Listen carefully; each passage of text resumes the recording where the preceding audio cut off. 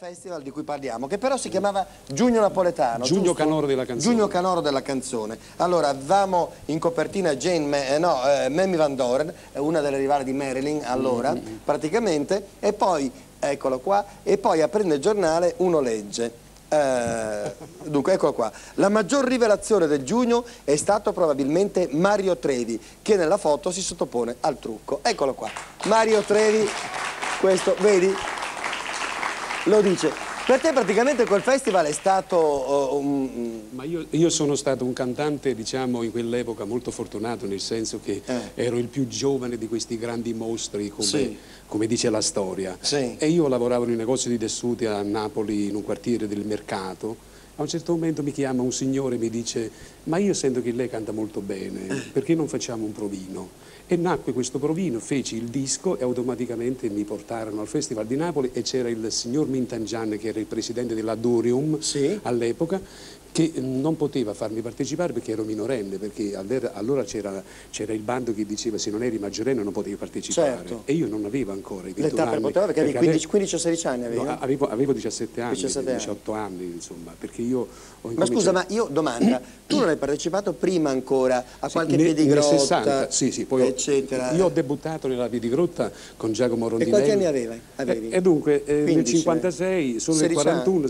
15 anni. 15 anni, 15 anni avevi. Esatto. Quindi vedi che mi ricordavo io, perché il tuo primo successo non è stato la Festival di Napoli, era una canzone che si chiamava Sì ce la Sammo. Sì ce la Sammo, e io mi ricordo Mario Trevi era questo, poi dopo ovviamente questo Festival di Napoli arrivò, ti lanciò alla grande, perché questa canzone che canterai fra poco, Mare Verde, fu veramente un cantammo io e Milva, un trionfo, tu e Milva. E lei veniva dal Festival di Sanremo, dove vinse poi il terzo premio con il Marco Cassetto. Era vero che avevano messo la bomba lì nel teatro mediterraneo? Negli ultimi festival? No, proprio quell'anno lì. No, nel 70. Nel 70, prima 70. non c'era stato niente, però qui c'è scritto che c'era una minaccia. Abbiamo fatto dei festival veramente importanti, però nel 70 è successo che si è messo in giro questa voce e la televisione, avendo paura, ha portato via tutto e siamo rimasti lì a guardare. Ma come mai secondo te questa cosa? Adesso il discorso diventa serio e lo faccio un attimino con te seriamente, anche perché Mirna è qui vicino, ci può sentire. Cioè, voglio dire, ci sarebbe una bella idea di poter fare questo Festival di Napoli, no? Riprenderlo, perché è giusto che ci sia, secondo me, questo Festival di Napoli. Ma perché davvero ogni volta che uno lancia una mezza idea poi ci sono 1000 problemi che lo impediscono? Secondo te quali sono i reali problemi di questo festival? Secondo me il problema del festival è penso io, e secondo il mio avviso, deve nascere da Milano, perché a Napoli ci sono delle difficoltà, nel senso che se tu non inviti un cantante ci sono delle proteste poi da fuori. Ma questo arriva sempre su tutti i festival, non tutti i cantanti possono partecipare. Secondo me dovresti essere tu. Magari fosse, magari.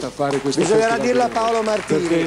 Sentiamo se siamo d'accordo. Tu sei quello che sta tirando fuori tante belle cose della nostra Napoli. Senti, adesso invece tiriamo fuori una delle canzoni più belle mai uscite dai Festival di Napoli, che è tua, e si chiama Mare Verde. Mario Trevi. Grazie.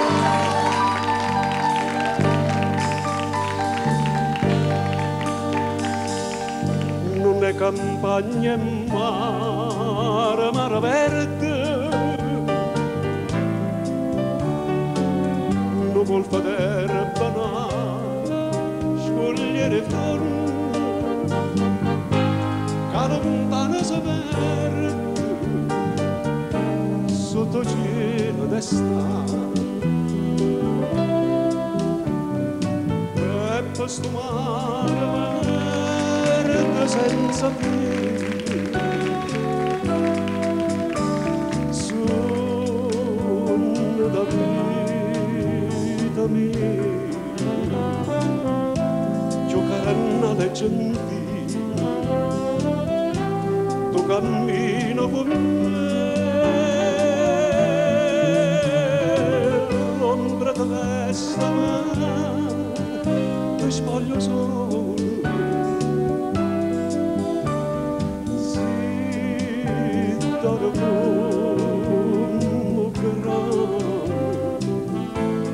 Tra manne passione, da stregno stimmano, e un mare verde c'è un canto ci perdo abbracciata così. Non posso dormire, canta una sorgente, si scono terreno sotto una montagna, ma sbagliando vivente, una paloma caduta.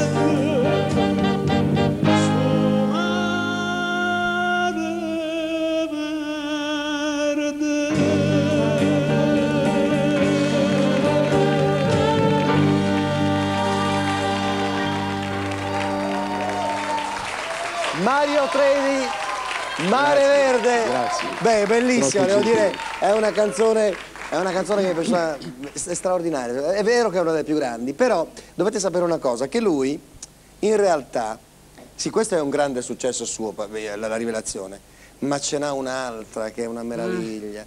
Noi non l'abbiamo provata, ma io, se mi sgridate se dico alla regia che noi magari... Io la vorrei provare, la vogliamo provare. Righello, te la senti di fare una cosa così all'impronta? Ma queste cose me le fai tu, Viene. Perché non posso lasciarla andare via senza fargliela fare. Si chiama... Che mi vuoi far fare adesso? Era Indifferentemente. Oh, mamma mia. Beh. Non l'abbiamo provata. Lo so, non l'avete provata, però, senti, facciamo... Qui siamo tra amici, abbiamo un gruppo di questo genere, cerchiamo di, se puoi, guarda, mia madre ti sarà eternamente riconoscente perché è la sua canzone preferita, tra l'altro, quindi facciamo così. Tu sei capace di far cantare ai cantanti senza provare, no? Vuoi, è una cosa... Vieni qui un attimo, vieni vicino, Righello, prendi almeno però il tono. La tonalità, maestra. Mi minore, sì. Sì. Va bene, adesso io vi dico... Mamma mia. Vi dico una cosa, che sto rischiando la pelle, perché adesso lui sbaglia, a Napoli mi ammazzano di insulti. Allora, mi fido di loro due, indifferentemente. A Napoli diciamo, Maronna mi manna mille buone. Benissimo. Grazie.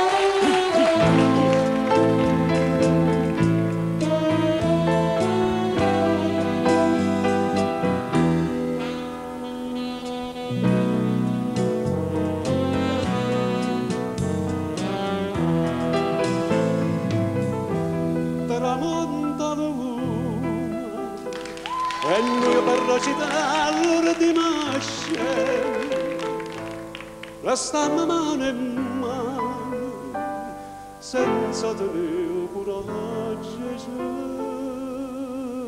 di guardare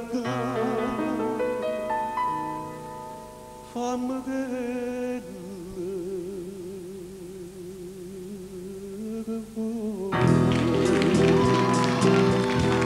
indifferentemente quando saccio che sono per te non so più niente e tanto sto non aspettare mai che indifferentemente se tu mi non ti dico niente.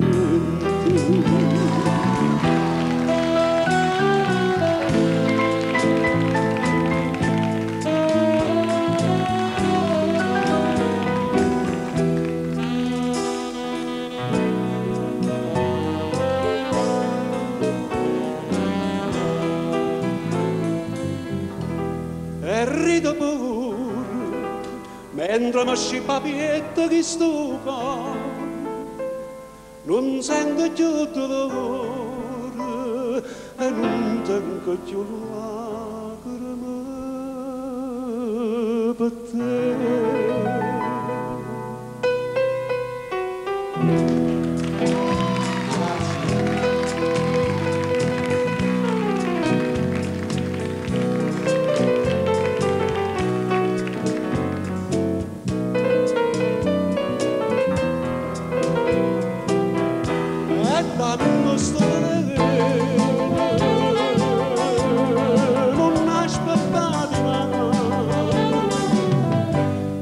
Indifferentemente si tu m'acciri non ti dico niente.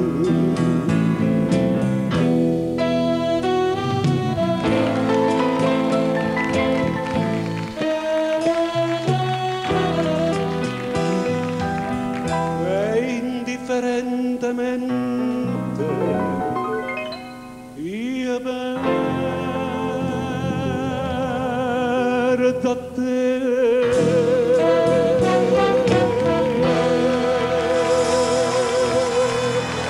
Grazie. Sei una bomba. È andata Sei benissimo. una bomba. È andata benissimo. Meno male. Ce l'abbiamo fatta. Complimenti. Grazie. Righello, orchestra, grazie. Grazie.